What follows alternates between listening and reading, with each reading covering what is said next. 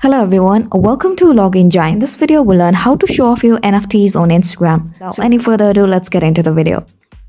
First, go ahead and open up your Instagram on your device and click on the profile icon on the bottom right corner.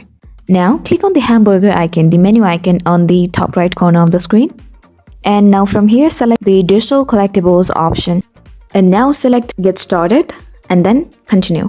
Now you'll be asked to select a digital wallet to share collectibles. But since I don't have the sorts of wallet, I won't be able to select any wallets. But if you have one, you can go ahead and select the wallet that you want to connect. Connect to wallet. Once your wallet is connected, you can see your NFTs afterwards. You can go ahead and tap on an NFT. Then you'll find a share post and simply click on the share post and it'll be like creating a normal feed post. You can also tag the creator if you want.